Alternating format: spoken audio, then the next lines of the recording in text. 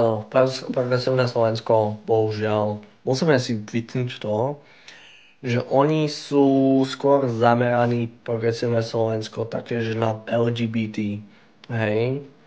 A to nie je veľmi podstatný problém Slovenska, kde musíme skôr nejak ekonomiku vyriešiť, investorov, hej, takže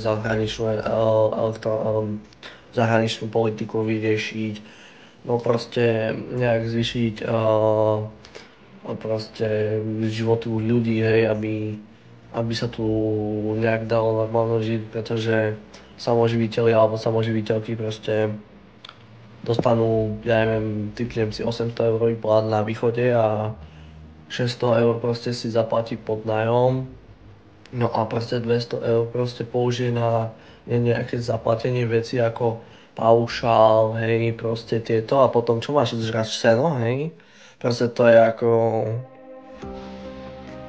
Ne, ale ja sa poviem, že vy mladí voliči už máte progresívne zmýšľanie a veríte PŠku. Ja nie som za progresívne Slovensko, ja nie som za LGBT, hej, proste. Mňa tam najviac sere to u nich, že proste oni majú proste tú založenú kampaň proste na LGBT, hej, proste to je to. A keby som sa mal ja akože už odborne vyjadriť, ja by som išiel ku demokratom. Ja by som volil demokratov, alebo KDH. KDH alebo demokrati.